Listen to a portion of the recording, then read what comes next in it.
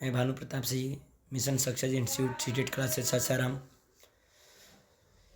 चलिए हम लोग जो कल क्यूज किए थे उसका सलूशन कर लेते हैं। हिंदी का पहले करते हैं, उसके बाद संस्कृत का सलूशन करेंगे हम। तो यदि आप चैनल पे पहली बार होंगे तो आप इस चैनल को सब्सक्राइब कर लीजिएगा। सबसे पहले आप चैनल को सब्सक्राइब करिए, उसके बाद लाइक करिए और हो सके तो अपने मित्रों में ज़रूर शेयर करिएगा। आप लोग से ही हम हैं। आप चाहेंगे तो आगे जाएंगे, नहीं चाहेंगे तो जहाँ हैं वहीं पर रह जाएंगे। तो चलिए क्वेश्चन आते हैं 136 नंबर पे। राष्ट्रीय शिक्षा नीति NEP 2020 के अध्ययन की वकालत करती है। NEP 2020 मतलब राष्ट्रीय शिक्षा नीति, नेशनल एजुकेशन पॉलिसी किसके अध्ययन की वकालत करती है? तो ध्यान रखिएगा, ये त्रिभाषा सूत्र नीति की बात करती है। त्रिभाषा सूत्र नीति में 3 भाषाएं हैं। एक है आपका मातृभाषा, घर की भाषा बोलते हैं, शास्त्रीय भाषाएं हैं, और आधुनिक भारतीय भाषाएं तथा विदेशी भाषा की बात करता है। और वो भी NEP 2020 कहता है मातृभाषा में 5 क्लास तक मातृभाषा में पढ़ाना अनिवार्य है। इसको बढ़ा करके 8वीं कक्षा तक भी कर सकते हैं, लेकिन मिडिल स्कूल में 6 क्लास में अतिरिक्त भाषा के रूप में किस भाषा को पढ़ाया जाएगा भाई? तो शास्त्रीय भाषा को पढ़ाया जाएगा। माध्यमिक स्तर पे 9वीं 10वीं में अतिरिक्त भाषा के रूप में, अनिवार्य नहीं, अतिरिक्त भाषा के रूप में, ऐच्छिक भाषा के रूप में किस भाषा को पढ़ाया जाएगा? तो विदेशी भाषाएं को पढ़ाई जाएंगी, विदेशी भाषा। तो NEP 2020 जो है किसकी वकालत करता है? फर्स्ट ऑप्शन है संस्कृत, हिंदी, अंग्रेजी। अंग्रेजी की बात बिल्कुल नहीं करता, ऑप्शन फर्स्ट कट गया। दूसरा में भी अंग्रेजी है, मातृभाषा अंग्रेजी, अंग्रेजी की बात NEP नहीं करता, ये भी कट गया। ऑप्शन नंबर C, समूची विद्यालय में अंग्रेजी, बिल्कुल अंग्रेजी की बात करता ही नहीं है NEP 2020, ये भी नहीं होगा। अब आते हैं ऑप्शन नंबर D पे, मातृभाषा या घर की भाषा, बिल्कुल करता है। प्राथमिक स्तर पे 1 से 5 बढ़ा करके 8वीं कक्षा तक करेंगे। शास्त्रीय भाषा की बात करता है, आधुनिक भारतीय भाषाएं एवं विदेशी भाषा की बात करता है NEP 2020। राष्ट्रीय शिक्षा नीति मतलब ऑप्शन नंबर 4 बिल्कुल सही है। किसकी वकालत करेगा? मातृभाषा, शास्त्रीय भाषाएं और विदेशी भाषा। और नीति बोलता तो त्रिभाषा सूत्र नीति की बात करता है। NEP 2020 बहुभाषावाद को बढ़ावा देता है। NEP 2020 के अंतर्गत ही आपका निपुण भारत आया हुआ है। 5 जुलाई 2021 को शिक्षा मंत्रालय के द्वारा शुरू किया गया और कहा गया कि 3 से 9 वर्ष के बच्चे को यानी तीसरी कक्षा में जाते जाते आखिरी तीसरी कक्षा के आखिरी तक बच्चे को बुनियादी शिक्षा मतलब पढ़ने लिखने समझने की शिक्षा के साथ साथ गणितीय चीज़ों को सिखा देनी है, गणितीय संक्रिया को सिखा देना है, गणितीकरण कर देना है, बच्चे में गणित का विकास कर देना है। मतलब संख्याओं, गणित का मतलब क्या? संख्याओं का ज्ञान दे देना है। 3 क्लास तक, निपुण भारत कितनी क्लास तक? 3 क्लास तक कहता है कि 3 क्लास तक के बच्चे को बुनियादी शिक्षा के साथ साथ किसका ज्ञान? संख्याओं का ज्ञान हो जाना चाहिए। और इसका लक्ष्य NEP 2020 का लक्ष्य 2030 है, 2030 तक करना है। NEP पूरे भारत में लागू करना है, जबकि निपुण भारत का लक्ष्य 2026-27 है। बुनियादी शिक्षा, संख्यात्मक ज्ञान की बात करता है निपुण भारत, NEP 2020 का एक अंग है। ये चीजें ध्यान रखिएगा। चलिए 137 नंबर क्वेश्चन पे आते हैं हम लोग। अगला क्वेश्चन है, एक बच्ची अपने माता पिता के साथ बिहार से मुंबई आती है। बिहार से कहाँ गई बच्ची? मुंबई गई। तथा वह विद्यालय में हिंदी, संस्कृत तथा अंग्रेजी सीखती है। क्या क्या सीखती भाई? हिंदी सीखती है, संस्कृत तथा अंग्रेजी जाकर के सीखती है, अधिगम करती है। वहां जब विद्यालय में गई और सीख रही होगी तो बताइए, विद्यालय में अधिगम होता है ना, प्रयास करके सीखा जाता है। वो जाकर के विद्यालय में ये चीज़ें सीख रही है तथा अपने आस पड़ोस एवं विद्यालय में अपने मित्रों से मराठी भाषा बहुत अच्छे से सीखती है। अब बताइए, मित्र से सीखना, पड़ोस से सीखना, पड़ोस में रह करके बातचीत करना, पड़ोस में प्रयास करके सीखा जाता है, मित्र से प्रयास करके सीखा जाता है, नहीं ना। तो जब मित्र से सीख रही है मराठी भाषा, आस पड़ोस से सीख रही है, वो अर्जन कहलाएगा। अब विद्यालय में जाकर सीख रही है, वो अधिगम कहलाएगा। तो तथा अपने पड़ोस एवं विद्यालय में अपने मित्रों से मराठी भाषा बहुत अच्छे से सीखती है। आप मराठी भाषा सीखने को किस रूप में वर्णित करेंगे? मराठी भाषा सीख रही है, क्या है? अधिगम है कि अर्जन है? तो ध्यान रखिएगा, सहारा देना तो है ही नहीं, परिकल्पना निवेश है नहीं, ठीक है भाई, ये अर्जन है। जब किसी चीज को अपनी परिवेश से, अपने वातावरण से, अपने आसपास पड़ोस से, अपने मित्र से, अपने परिवार से अंतः क्रिया करके बातचीत करके सीखते हैं, तो उसको हम सीखना नहीं, उसको ग्रहण करना कहते हैं। प्राकृतिक रूप से प्रथम भाषा को ग्रहण किया जाता है। ये बच्चे की प्रथम भाषा तो है नहीं मराठी, लेकिन फिर भी वहां जा करके लोगों से बातचीत करके, परिवेश से, पड़ोस से, मित्र से बातचीत करके सीख रही है, मतलब वो भाषा अर्जन है, अधिगम नहीं है। बताए थे आपको, अधिगम जो होगा औपचारिक शिक्षा होगा, अर्जन अनौपचारिक। परिवेश से सीख रही है, आस पड़ोस से सीख रही है, मित्र से, तो मित्र, पड़ोस अनौपचारिक शिक्षा के तहत ना। विद्यालय ने औपचारिक शिक्षा के तहत आएगा। तो जब पड़ोस से मराठी सीख रही है, मित्र से मराठी सीख रही है, अनौपचारिक, अनौपचारिक मतलब अर्जन।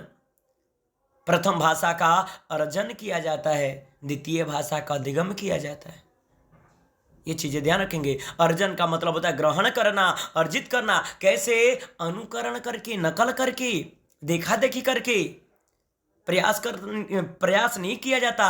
अधिगम का मतलब होता है सीखना, और सीखना का मतलब प्रयास करके सीखना, तब अधिगम। जहां हम प्रयास करेंगे, मेहनत करेंगे, अधिगम कहलाएगा। जहां प्रयास नहीं करेंगे, केवल देख करके सीख जाएंगे, अनुकरण करके सीखेंगे, ग्रहण करेंगे, वो अर्जन कहलाएगा। तो इसका 137 का ऑप्शन नंबर ए नंबर होगा, बिल्कुल सही है। आते हैं क्वेश्चन नंबर 138 पर। किसी शिक्षार्थी को एक पाठ्य सामग्री पढ़ते समय कुछ संकेत मिलते हैं जो उसे अर्थ ग्रहण की प्रक्रिया में मदद करते हैं। यह किस रूप में जाना जाएगा? ये बताइए। बारीकी से पठन, सरसरी दृष्टि से पठन, अर्थगत संकेत या सूत्रात्मक संकेत, ये चीजें बताइएगा। किसी शिक्षार्थी को एक पाठ्य सामग्री पढ़ते समय कुछ संकेत मिलते हैं और जो अर्थ ग्रहण करने की प्रक्रिया में मदद करेंगे, वो अर्थगत संकेत कहलाएगा। अर्थ ग्रहण करने की प्रक्रिया में वो संकेत क्या कर रहा है? मदद कर रहा है। जब अर्थ ग्रहण करने में, अर्थ समझने में कोई संकेत दिया जाएगा, उस संकेत को अर्थगत संकेत कहते हैं, अर्थ देने वाला संकेत कहते हैं। तो बिल्कुल आपका ऑप्शन नंबर सी सही होगा। सरसरी दृष्टि से पढ़ना, कम समय में ज्यादा चीजों को पढ़ना, मुख्य मुख्य बिंदुओं को पढ़ना, सरसरी पठन। बारीकी से विशिष्ट तथ्यों को पढ़ना, बारीकी पठन। तो इसका आंसर 138 का क्या होगा? अर्थगत संकेत होगा। क्यों? क्योंकि अर्थ ग्रहण करने की प्रक्रिया में संकेत उसको मिलते हैं, संकेत मदद करते हैं, इसलिए इसका आंसर अर्थगत संकेत होगा। 138 का सी नंबर बिल्कुल सही है। आते हैं 139 नंबर भाई। श्रवण की किस प्रक्रिया में मुख्य विचार, ध्यान रखिएगा क्या बोल रहा है, श्रवण की लगभग 2 प्रक्रिया बताए, top down, bottom up. Bottom up को ऊर्ध्वमुखी श्रवण प्रक्रिया बोलते हैं, टॉप डाउन को अधोमुखी बोलते हैं। तो श्रवण की किस प्रक्रिया में मुख्य विचार समझना, क्या समझना? मुख्य विचार समझना, अनुमान लगाना, निष्कर्ष निकालना, सार निकालना, सारांश निकालना, सारांशीकरण की बात कहेगा। आंसर जाएगा टॉप डाउन, मतलब अधोमुखी श्रवण प्रक्रियाएं, ऑप्शन नंबर सी। अधोमुखी में क्या क्या आएगा भाई? तो मुख्य विचार, मुख्य विचार की बात करेगा, अनुमान लगाने की बात करेगा, निष्कर्ष निकालने की बात करेगा, सारांश निकालने की बात करेगा। इसमें हुबहू नहीं पढ़ा जाता। बच्चा जो हम बोलेंगे सुन करके उसमें कुछ परिवर्तन करके लिखेगा, टॉप डाउन कहलाएगा। हुबहू लिख देगा, वो बॉटम अप हो जाएगा। प्रत्येक शब्द पे इसमें महत्व नहीं दिया जाता। टॉप डाउन में प्रत्येक शब्द के महत्व नहीं होते, प्रत्येक शब्द का महत्व नहीं दिया जाता। बॉटम अप में प्रत्येक शब्द का महत्व होता है, ध्यान रखिएगा। तो टॉप डाउन अब से बता रहे हैं। टॉप डाउन में क्या आएगा? मुख्य विचार, अनुमान लगाना, सारांश निकालना, सार निकालना, निष्कर्ष निकालना, एक्स्ट्रापोलेटिव प्रश्न। एक्स्ट्रापोलेटिव मतलब जहां एक्स्ट्रापोलेटिव प्रश्न वैसा प्रश्न जहां बच्चा कल्पना करता है और दूसरे के जगह पे खुद को रखता है, तो एक्स्ट्रापोलेटिव प्रश्न। ये चीजें ध्यान रखेंगे आप। तो ये सारा का सारा क्या होगा? तो ये होगा ऑप्शन नंबर सी, अधोमुखी श्रवण। अधोमुखी मतलब टॉप डाउन। 139 का सी नंबर बिल्कुल सही है, ध्यान रखिएगा। 10 क्वेश्चन कराएंगे, लेकिन 10 का मतलब जब एक बार सुन लेंगे ना तो 10 से 20 क्वेश्चन 30 क्वेश्चन बनेगा, समय लग जाए, वो महत्वपूर्ण नहीं है। महत्वपूर्ण मेरा है कम क्वेश्चन कराएं, ज्यादा से ज्यादा सिखाएं। मतलब नहीं है कि 10 मिनट में 50 क्वेश्चन कराना मेरा उद्देश्य नहीं होता है। मेरा उद्देश्य है कम समय में ज्यादा समय लें, कम क्वेश्चन कराएं और ज्यादा से ज्यादा सिखाएं। आपको एक चीज को इतना बार करवा दें ताकि आपके दिमाग में सेटअप हो जाए, उस टाइप का क्वेश्चन छूटे ना। तो चलिए, जब भी अब टॉप डाउन से क्वेश्चन आएगा अधोमुखी से, आप समझ जाएंगे कि मुख्य विचार जब बोलेगा, सारांश निकालने की बात करेगा, सार निकालने की बात करेगा, अनुमान लगाने की बात करेगा, एक्स्ट्रापोलेटिव प्रश्न बोलेगा, तो सारा का सारा टॉप डाउन में आएगा, अधोमुखी में आएगा। चलिए 140 नंबर आते हैं। संज्ञाएं, क्रियाएं, विशेषण, क्रिया विशेषण किसके रूप में वर्गीकृत किए गए हैं? किसके रूप में भाई? विषय वस्तु के शब्द हैं ये। विषय वस्तु, जो आपका विषय वस्तु है ना, पाठ्यक्रम है, उसमें संज्ञाएं, क्रियाएं, विशेषण, क्रिया विशेषण मतलब नाउन, प्रोनाउन, एडजेक्टिव, वर्ब, सारा का सारा कहां पढ़ना है? विषय वस्तु के शब्द हैं ये, आपके विषय वस्तु के अंतर्गत आएंगे। ये क्रिया शब्द नहीं है। संज्ञा क्रिया है, विशेषण क्रिया है? बिल्कुल नहीं, निष्क्रिय शब्द है। निष्क्रिय शब्द क्या है भाई? वैसा शब्द जिसको जानते भी हैं और उसको अपनी भाषा में प्रयोग करते हैं, नहीं करते। निष्क्रिय शब्द जिसको जानते तो हैं लेकिन अपने भाषा में प्रयोग नहीं करते, निष्क्रिय शब्द कहते हैं। सक्रिय शब्द जिसको जानते भी हैं और अपने भाषा में प्रयोग करते हैं, ध्यान रखिएगा। वो सक्रिय शब्द, जिस शब्द को जान गए और अपनी भाषा में बातचीत में प्रयोग कर रहे हैं, वो सक्रिय शब्द। जिसको जानते तो हैं लेकिन उसका प्रयोग ही नहीं है, तो वो निष्क्रिय शब्द कहलाएगा। तो ध्यान रखिएगा, संज्ञाएं, क्रियाएं, विशेषण, क्रिया विशेषण जो भी चीजें हैं ये किसके रूप में वर्गीकृत किए गए हैं? तो विषय वस्तु के शब्द हैं, विषय वस्तु के अंतर्गत आएंगे। मतलब 140 का बी 1 नंबर, ऑप्शन ए नंबर बिल्कुल सही है। ऑप्शन ए टिक लगाइए आप। 141 नंबर क्वेश्चन पे आते हैं। बहुत बढ़िया ढंग से हम लोग समझ चुके हैं कार्यविधिक ज्ञान क्या है, घोषणात्मक ज्ञान क्या है भाई। तो संरचनाओं के बारे में ज्ञान, संरचना पहले समझेंगे। संरचना का मतलब होता है किसी भी चीज का निर्माण करना, संरचना कहलाएगा।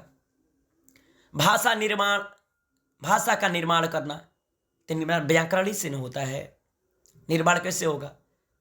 तो वही है संरचनाओं के बारे में ज्ञान तथा इसे सीमित अभ्यास द्वारा वर्णित करना व क्रियान्वित करना, ये घोषणात्मक ज्ञान है। जब पढ़ाएं आपको घोषणात्मक ज्ञान, संरचना निर्माण करने की बात करेगा, वर्णित करने की बात करेगा, सीमित अभ्यास में उसको लागू करने की बात करेगा, तो ये आपका घोषणात्मक ज्ञान होगा।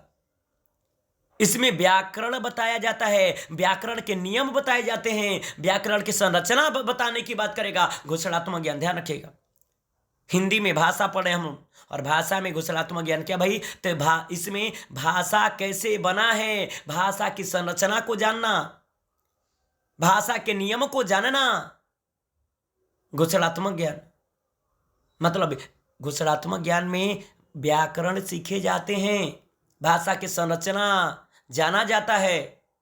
तो इसका आंसर संरचनाओं के बारे में व्याकरण की बात करेगा कि एक बच्चे को व्याकरण का नियम बताया जा रहा है, घोषणात्मक ज्ञान है।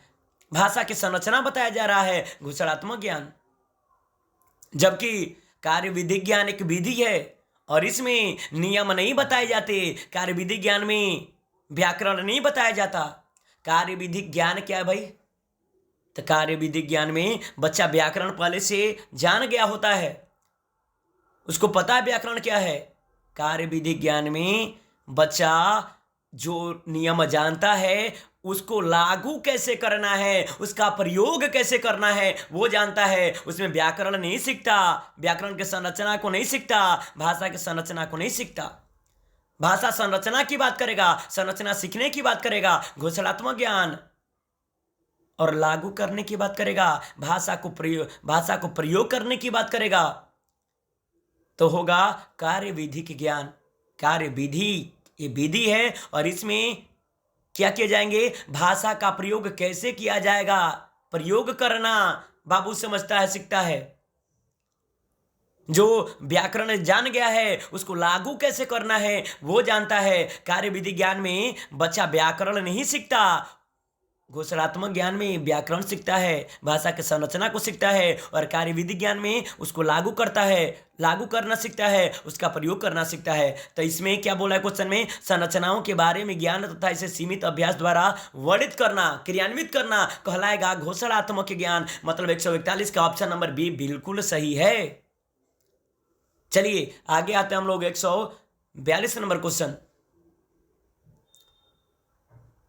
सबसे पहले बार बार बोल रहे हैं कि शेयर करिए मित्रों में, और लाइक जरूर करिएगा, लाइक और शेयर करिएगा, सब्सक्राइब कर लीजिए। इससे क्या होगा कि मनोबल बढ़ेगा, इससे हम थोड़ा ज़्यादा एक्टिव होकर के कार्य करेंगे।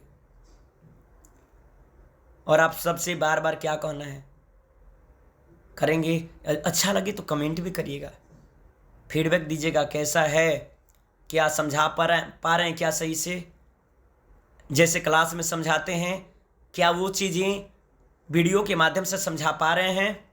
कि आपको क्या लगता है हमको ऑनलाइन आना चाहिए? ये मेरा स्टार्टिंग पीरियड है, अभी छोटा छोटा क्लिप बना रहे हैं, आएंगे ही ऑनलाइन तो ज़रूर आएंगे इस बार। इस साल 2023 में 100% ऑनलाइन आना है। लेकिन क्या अच्छा लग रहा है, क्या अच्छा से समझा पा रहे हैं? यदि हाँ तो कमेंट बिल्कुल करिएगा। चलिए क्वेश्चन नंबर 142 पे आते हैं। प्राकृतिक भाषा के संदर्भ में चलिए आते हैं क्वेश्चन नंबर। चलिए तो प्राकृतिक भाषा के संदर्भ में पठन सामग्री का स्रोत है। प्राकृतिक भाषा के संदर्भ में पठन सामग्री का स्रोत क्या है भाई? प्राकृतिक भाषा के संदर्भ में मतलब ऐसी चीजें जो बच्चा प्राकृतिक रूप से, नेचुरली रूप से सीख जाए, उसको प्रयास न करना पड़े। बनावटी पठन सामग्री, क्या बनावटी पठन सामग्री होगा वो प्राकृतिक होगा क्या? बनावटी है तो वो प्राकृतिक है जी? बिल्कुल नहीं, ऑप्शन नंबर फर्स्ट नहीं। दूसरा साहित्यकार, साहित्यिक वो प्राकृतिक होता है, प्राकृतिक कार्य है? बिल्कुल नहीं। ऑप्शन नंबर सी पाठ्य पुस्तक के लेखकों द्वारा विकसित पठन सामग्री, पाठ्य पुस्तक के जो पाठ्य पुस्तक है उसके लेखकों के द्वारा जो विकसित पठन सामग्री है वो होगा क्या? और चौथा है प्रमाणिक पठन सामग्री। प्रमाणिक पठन सामग्री क्या भाई? तो वैसे पठन सामग्री जो हमारे जो अगल बगल के लेखक हैं उनके द्वारा जो सामग्री दिया जाता है वो पठन आपका प्रमाणिक पठन सामग्री कहलाता है। जो आपके मतलब जैसे आपका मेनू कार्ड बताए, मेनू चार्ट जो होता है रेस्तरां में, मतलब रेस्टोरेंट में जाते हैं, जो मेनू होता है वो आपका पठन सामग्री, वो भी प्रमाणिक पठन सामग्री है। समाचार पत्र भी पठन सामग्री, मतलब आपके अगल बगल के जो न्यूज होंगे, आपकी मातृभाषा में, आपकी सामान्य भाषा में जो चीज़ें लिखी होंगी, जिसको देख करके बच्चा आराम से सीख लेगा, उसको प्रयास नहीं करना पड़ेगा, मेहनत नहीं करना पड़ेगा, वो प्रमाणिक कहलाता है। तो प्राकृतिक भाषा के संदर्भ में प्रमाणिक पठन सामग्री, प्राकृतिक भाषा के संदर्भ में पठन सामग्री का स्रोत है।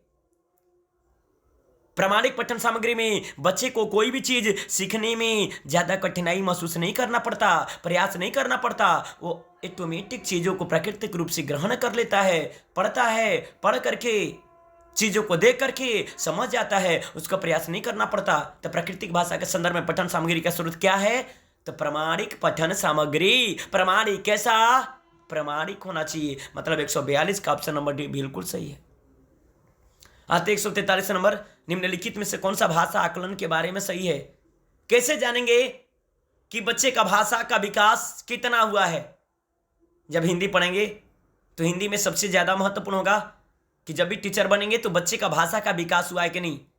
एक शिक्षक के रूप में सबसे बड़ी चुनौती है बच्चे का भाषा का विकास करना है। तो आकलन कैसे करेंगे, कैसे जानेंगे कि इस बच्चे का भाषा विकास हुआ है, कैसे जानेंगे कि इस बच्चे का भाषा विकास नहीं हुआ है? तो ये चीजें ध्यान रखिएगा। भाषा कौशल 4 हैं और चारों कौशल का विकास होगा तभी बोलेंगे कि बच्चे का भाषा का विकास हुआ है। आकलन करेंगे चारों कौशल का, केवल एक कौशल का आकलन करके कि यदि एक बच्चा ज्यादा बोलता है, लिखता नहीं है, पढ़ता नहीं है, क्या उसका भाषा का विकास हुआ है? नहीं। भाषा का विकास कब हुआ? जब चारों कौशल सुनना, बोलना, पढ़ना, लिखना, सुबह बोली, तब ना। तो आकलन करने के बारे में क्या सही भाई? शिक्षार्थियों की उपलब्धि को देखना। आकलन क्यों करेंगे? कौन सा भाषा आकलन में सही है के बारे में सही है? शिक्षार्थियों की उपलब्धि किस तरह बड़ा है? बिल्कुल नहीं। शिक्षार्थियों में व्याकरण के ज्ञान का आकलन करना। कितना व्याकरण ज्ञान जानेगा? क्या व्याकरण का ज्ञान जान जाएगा बच्चा तो उसका भाषा विकास हो जाएगा ज्यादा? क्या ये बताइए। यदि व्याकरण ज्ञान ज्यादा है, उपलब्धि स्तर ज्यादा है, इसका मतलब क्या? उसका भाषा विकास ज्यादा है। आकलन कर लेंगे? बिल्कुल नहीं। ऑप्शन नंबर सी, शिक्षार्थियों की भाषाई निपुणता का आकलन। निपुणता का मतलब क्या? मतलब भाषा की जानकारी ज्यादा होना। आकलन करेंगे क्या? यदि एक बच्चे में भाषा की जानकारी ज्यादा है, भाषा में निपुण है, मतलब चारों कौशल जानता है, सुनना, बोलना, पढ़ना, लिखना। जब सुनना, बोलना, पढ़ना, लिखना चारों जानता है तब ना बोलेंगे जी कि हाँ आकलन किए कि बच्चे का भाषा विकास ज्यादा हुआ है। तो आकलन करने का उद्देश्य क्या भाई? कि बच्चा का भाषा विकास कितना है, क्या भाषा विकास में निपुण है, क्या भाषा विकास उसका सही ढंग से हो रहा है, सही है, वो ना आकलन करेंगे। तो आकलन का मुख्य उद्देश्य होता है कि शिक्षार्थियों की भाषाई निपुणता का आकलन करना। मतलब ऑप्शन नंबर सी बिल्कुल सही है। 4, यह पता करना कि शिक्षार्थियों को क्या नहीं आता। आकलन का मतलब होता है कि क्या नहीं आता है, क्या आता है, ये चीजें करना। भाषा में आकलन का मतलब होता है कि बच्चे का भाषा विकास कराना है। बच्चा कितना भाषा जानता है, क्या वो चीजें जो जानता है वो प्रभावी ढंग से बोल पा रहा है, क्या भाषा का प्रयोग सही से कर पा रहा है। यदि कर पा रहा है मतलब भाषा की जानकारी है, उसे भाषा में निपुण है। आकलन यही करना है। मतलब 143 का ऑप्शन नंबर सी बिल्कुल सही है। हम सी के साथ बिल्कुल जाएंगे। क्वेश्चन नंबर 144, निम्नलिखित में से कौन सा भाषा की कक्षा में त्रुटियों के विषय में सही है? त्रुटियां ध्यान रखिएगा। जो त्रुटियां, गलतियां जो होती हैं ये निगेटिव नहीं होती। त्रुटियां सीखने में मदद करता है, सीखने का एक अभिन्न अंग है, महत्वपूर्ण है सीखने में। जब तक गलती नहीं करेंगे तब तक सीखना नहीं होगा। गलती नहीं करेंगे सीखना नहीं होगा। गलती करेंगे इसका मतलब हम सीखने का प्रयास कर रहे हैं। एक बच्चा 50 गलती करता है, एक बच्चा गलती नहीं करता, मतलब वो जो गलती करता है इसका मतलब क्या? वो सीखने का प्रयास कर रहा है। जो जितना ज्यादा गलती करेगा वो जितना ज्यादा सीखेगा, उतना ही ज्यादा सीखेगा। एक बच्चा पढ़ेगा ही नहीं तो गलती कहां से होगा भाई? ये बताइए। तो जो गलतियां होती हैं सीखने में महत्वपूर्ण है।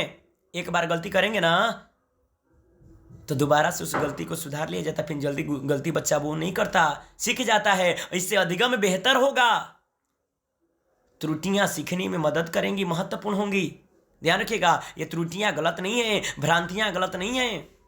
तो त्रुटियों के विषय में सही क्या है? तो त्रुटियां शिक्षार्थियों तथा शिक्षक दोनों के लिए सीखने के क्षेत्र और प्रतिपुष्टि है। त्रुटियां जो है, गलतियां शिक्षार्थियों तथा शिक्षक दोनों के लिए सीखने के क्षेत्र और प्रतिपुष्टि है। दोनों के लिए गलतियां, बच्चों के लिए भी और शिक्षक के लिए भी ये फीडबैक है, प्रतिपुष्टि है कि क्या बच्चा, यदि एक बच्चा को पढ़ा रहे गलती कर रहा है तो प्रतिपुष्टि, एक बार फीडबैक देंगे कि नहीं तुम्हारा ये गलतियां हैं, उसको सुधारेगा, तो सुधार लिया तो सीख गया, उसका अधिगम बढ़ा, घटेगा नहीं। क्या शिक्षक पढ़ाते हैं तो उनमें कमियां नहीं होंगी, शिक्षक में त्रुटियां नहीं होंगी? कब किस शिक्षण विधि का प्रयोग कर रहा है, कैसे पढ़ा रहे हैं, किस विधि से पढ़ा रहे हैं, बच्चा नहीं सीख पा रहा है, तो ये हमारी कमियां हैं ना जी, त्रुटियां हैं ना, इसको जानेंगे तो इसमें सुधार लाएंगे ना हम। पढ़ा रहे निगमन विधि से, बच्चा नहीं समझ पा रहा है, 10 बच्चे को पढ़ा के क्वेश्चन कराए, वो नहीं बता पाया, तो क्या करेंगे हम? अपने शिक्षण विधि को, अपनी कमी को जानेंगे ना, त्रुटियां को खोजेंगे ना, तब ना अपनी शिक्षण विधियां में परिवर्तन करेंगे। तो परिवर्तन करेंगे तो दूसरे शिक्षण विधि से पढ़ाएंगे। तो ध्यान रखिएगा, त्रुटियां जो होती हैं शिक्षक और छात्र दोनों के लिए महत्वपूर्ण होती हैं और सीखने में मदद करती हैं, प्रतिपुष्टि देती हैं, सीखने के क्षेत्र को विस्तारित करती हैं, घटाती नहीं हैं। मतलब ऑप्शन नंबर बिल्कुल सही है। दूसरा, ये शिक्षार्थियों जब भाषा का प्रयोग करते हैं तभी के तभी त्रुटियों को सुधार देना चाहिए। जब बच्चा गलती करेगा, शिक्षार्थी जब भाषा का प्रयोग करते हैं तभी के तभी त्रुटियों को सुधार देना चाहिए, नहीं उसको सोचने का मौका देना चाहिए। अभी गलती किया और एट द टाइम उसी समय सुधार देंगे, सोचने का मौका देंगे क्या? एक शिक्षक का सबसे बड़ा गुण है कि बच्चे की चिंतन शक्ति का विकास करना है, बच्चे में रचनात्मकता, सृजनात्मकता का विकास करना है। जब उसी समय गलती किया तो उसको बोलेंगे बाबू तुम्हारा गलती, इसको सोचो, एक बार पुनः बनाओ इसको, ना कि उसको बार बार देंगे चीजें। तो उसी समय उसको सुधार देंगे। जब सुधार देंगे उसी समय सोचने का मौका दिया क्या? नहीं दिए। जब सोचने का मौका नहीं दिए, चिंतन कर पाएगा? बिल्कुल चिंतन नहीं कर पाएगा। तो ये चीजें ध्यान रखेंगे आप, ये चीजें ध्यान रखेंगे आप। तो शिक्षार्थियों जब भाषा का प्रयोग करते हैं उसी समय त्रुटियों को सुधारना नहीं है, समय देना है, उस पर सोचने के लिए, चिंतन करने के लिए, मनन करने के लिए बच्चे को समय देना है, उसी समय नहीं सुधारना।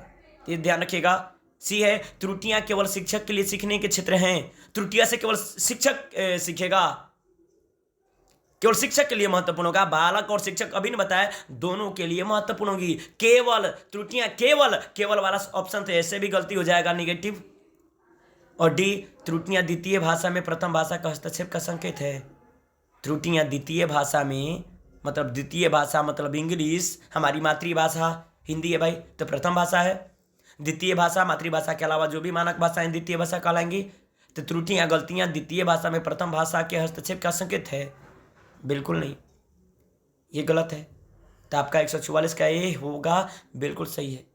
आते हैं 145 नंबर क्वेश्चन।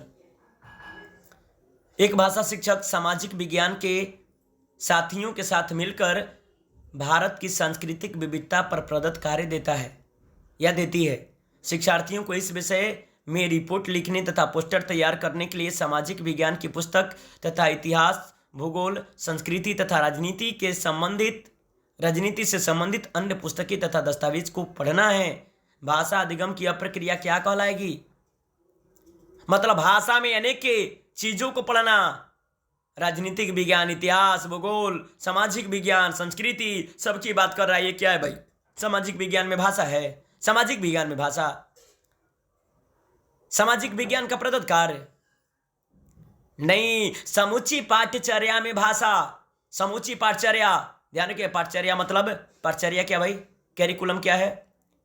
तो पाठ्यचर्या मतलब जो हम अपने स्कूल में समय जितना व्यतीत करते हैं वो पाठ्यचर्या के अंतर्गत। दिनचर्या मतलब एक दिन में जो कार्य करेंगे, दिनचर्या। पाठ्यचर्या का मतलब जो विद्यालय में जाकर के जितनी भी एक्टिविटी, गतिविधि करते हैं, हम समय व्यतीत करते हैं, सीखते हैं, वो पाठ्यचर्या के अंतर्गत आएगा। तो उसके अंतर्गत स्कूल में जाकर के सामाजिक विज्ञान, साइंस, भूगोल सब कुछ पढ़ना, मतलब भाषा के अंतर्गत, मतलब समूची पाठ्यचर्या में भाषा को सीखना है। क्या एसएसटी पढ़ते हैं तो भाषा नहीं सीखते? और संप्रेषण, प्रत्येक भाषा, प्रत्येक आपका विषय पढ़ने में संप्रेषण की, मतलब बातचीत की आवश्यकता होती है। मैथ पढ़ेंगे, क्या बातचीत नहीं करते हैं क्या? तो मैथ में भाषा नहीं सीखते? सभी विषयों में भाषा सीखा जाता है। समूची पाठ्यचर्या में भाषा सीखना, इसके आंसर बिल्कुल आपका ऑप्शन नंबर सी होगा। ऑप्शन है डी, भाषा लेखन का विकास। लेखनी का बात कहाँ कर रहा है भाई? यहां तो बोला है कि भाषा में बच्चा एसएसटी के अंतर्गत इतिहास, भूगोल, नागरिक शास्त्र जो भी है, मैथ जो भी देगा, सारा का सारा पाठ्यचर्या के अंतर्गत, भाषा के अंतर्गत आएंगे। पाठ्यचर्या में भाषा के अंतर्गत आएंगे। बच्चा विद्यालय में गया भाषा सीखने और साथ में सारा विषय पढ़ रहा है भाई। तो इसका आंसर ऑप्शन होगा 145 का सी नंबर, बिल्कुल सही है। चलिए बाकी अब अगले दिन कल क्वेश्चन होगा, 10-10 क्वेश्चन देंगे और इसका सलूशन जब से सबसे ज़्यादा महत्वपूर्ण है, क्वेश्चन से ज़्यादा महत्वपूर्ण है सलूशन। ये चीज़ें आप ध्यान में रखेंगे। इसलिए चलिए आपसे अब विदा लेता हूँ। नमस्कार, बाय बाय, गुड नाइट। एक बार पुनः बोलता हूँ, चैनल को सब्सक्राइब करिएगा, शेयर करिएगा। Thank you.